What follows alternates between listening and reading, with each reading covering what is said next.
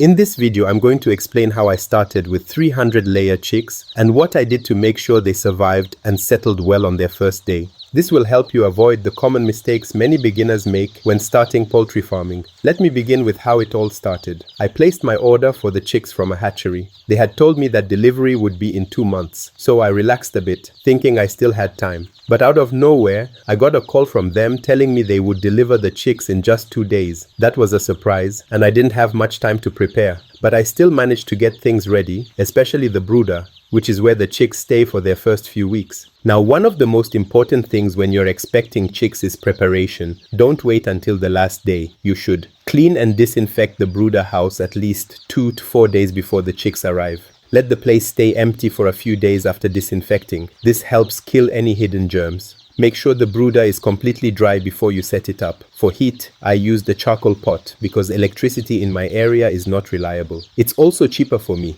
I know some people use gas or electric brooders, but the key is to use what works best for your location and budget. Even if you don't have a thermometer, you can still monitor temperature by watching the chicks' behavior. If they all run to the heat source and crowd together tightly, it means it's too cold. If they stay far away from it and avoid that area, it means it's too hot. If they are spread evenly and walking around, it means the temperature is okay. Before the chicks arrived, I lit the charcoal stove about 2 hours earlier. The idea is that the brooder should already be warm by the time the chicks are brought in. Don't wait until they arrive to start heating. Putting chicks in a cold brooder can shock them, and some may die within hours. That's how many people end up with high mortality. When the day came, I traveled about 100 kilometers to pick up the chicks myself. I used a motorcycle to carry 3 boxes with 100 chicks in each box. If you're transporting chicks like that, there are a few things you must know. Ride smoothly, avoid potholes and rough paths as much as possible. Don't allow the boxes to lean to one side. Keep them upright and balanced. Travel during cooler times, morning or evening, to avoid overheating the chicks. On my way back, I made sure to stop and check the boxes occasionally, just to see if the chicks were okay and if they were still breathing freely. If it's too hot inside the box,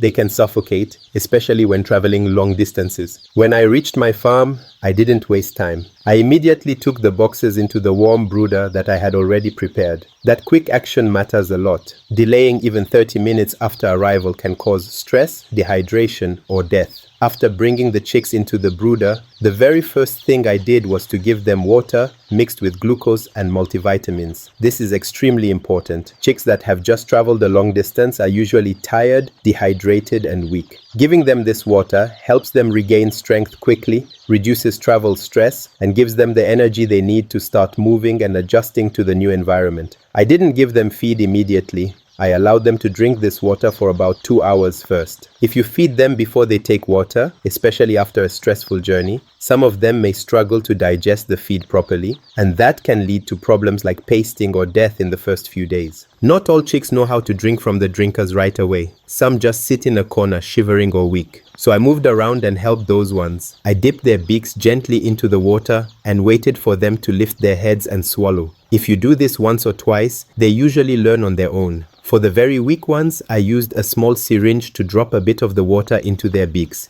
It's a slow process, but it's worth it. Every chick counts. If you leave the weak ones unattended, they'll be stepped on, starved, or just die quietly without anyone noticing. After they had taken water, I slowly introduced feed. But instead of putting the feed in the normal feeder straight away, I spread it on old paper on the floor of the brooder. This helps the chicks find the feed easily because they are still learning. Chicks are naturally curious. They peck at anything that stands out on the ground. So spreading feed on paper works well for the first 2 or 3 days. After that, I gradually started introducing the feeders. For feed, I used crumbles or small pellets during the first week. It's easier for them to eat and they digest it faster compared to mash. If pellets or crumbles are too expensive, mash can still work, but you have to make sure it's soft and fine enough for small chicks. You can even crush the mash a little to make it more suitable. Lighting is also something you can't ignore. I made sure the chicks had light 24 hours a day for the first few weeks. With constant light, they can feed and drink anytime they want. Without light, they can't see their feed or water in the dark, and that slows down their growth. If you don't have electricity, you can use solar or even low energy bulbs connected to a battery. The key is to make sure the brooder stays lit all the time. Clean water was always available. I checked their drinkers often to make sure they were not dirty or knocked over. Chicks won't drink dirty water, and even if they do, it could make them sick. By the end of the day, all the chicks had drunk water, eaten a bit of feed, and started to move freely inside the brooder. But I also lost 3 chicks on the first day. That first day is very important. If you manage it well, the rest of the weeks become easier. The next thing I focused on was keeping the chicks healthy and safe. One of the most important ways to do that is by following a proper vaccination schedule. Even if your chicks look strong and active in the beginning, without vaccines, you're taking a big risk. Diseases can spread very fast in young birds, and by the time you notice something is wrong, it may be too late. I always start with the basic vaccines that most hatcheries and vets recommend. For example, vaccine for Newcastle disease is usually given on day 7. There's also Gumboro, which is given between day 14 and day 21 depending on your location and the disease situation in your area. You should always ask a local vet or hatchery to give you a vaccination plan that suits your environment. For vaccines like for Newcastle disease that are given through the eyes or nose, I make sure to give glucose and vitamins in their drinking water before and after the vaccination.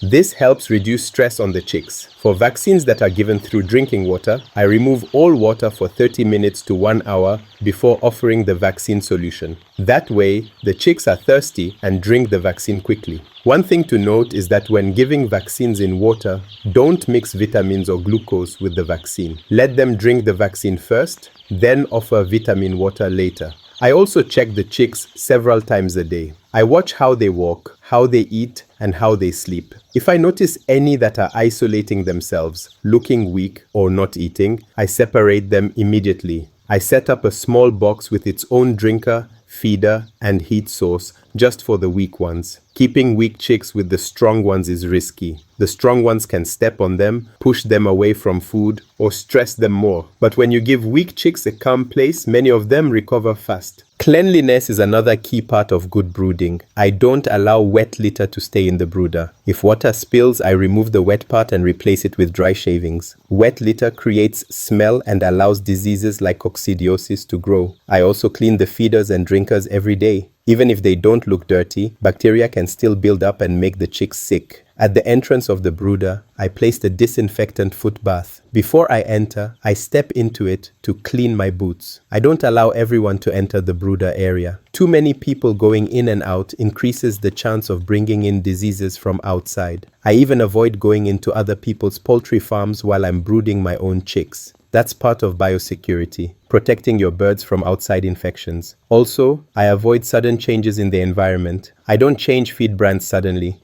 Sudden changes can stress them and affect their growth. Everything I do gradually. With these steps, I've been able to keep my chicks healthy and reduce mortality. In most cases, I lose less than 5% of the batch, which is considered very good in poultry farming, and some batches I registered 0 mortality, especially for Sasso chickens. Feeding is one of the most important parts of raising healthy layer chicks, and it's also the most expensive. That's why it needs to be done properly from the start. On the first day, like I mentioned earlier, I gave them crumbles or pellets spread on paper. From day 2, I started introducing feeders slowly. I didn't rush to remove the paper immediately. I allowed the chicks to get used to eating from both the floor and the feeders. After about 3 days, I removed the paper and switched fully to using feeders. I always make sure the feeders are not too full. When you fill them too much, chicks waste a lot of feed by scratching and spilling. I only fill them about halfway. That way, the chicks can eat easily without wasting. Also, I place the feeders and drinkers evenly across the brooder so all chicks can access them. If everything is placed in one corner, some chicks may not reach the feed or water, especially the weaker ones.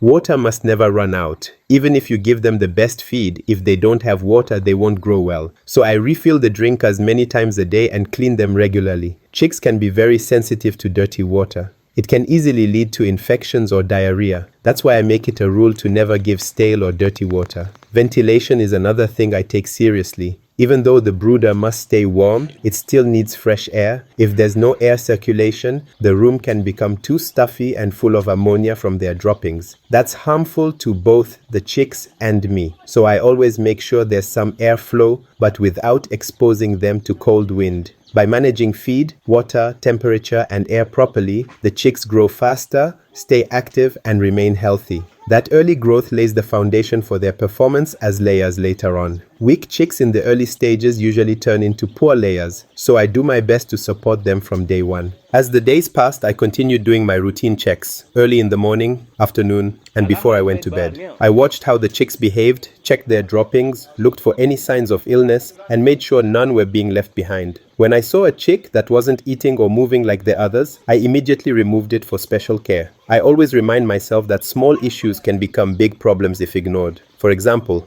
pasting, when droppings stick around the vent, is something you must take seriously in the first week. If you don't clean it, it can block the chick from passing waste and cause death. So every day, I checked their vents and cleaned any chick with that problem using warm water and a soft cloth. Another thing I did was keep records from day one. I wrote down how many chicks I received, how many died, when I gave vaccines, what feed I used, and how much feed they consumed. These records help me know if the chicks are growing well or if something needs to be adjusted. Without records, you're just guessing, and that's risky in poultry farming. I also controlled visitors. Even family members who wanted to see the chicks, I politely told them to wait. People can carry diseases on their shoes or clothes without knowing. Until the chicks were strong and had passed the critical brooding stage, I didn't take any chances. That's part of good farm management. One challenge I faced was that I didn't get time to prepare my main poultry house because of the surprise delivery. So I used a small grass-thatched house as a temporary brooder. It wasn't perfect, but I made sure it was warm, clean, and secure.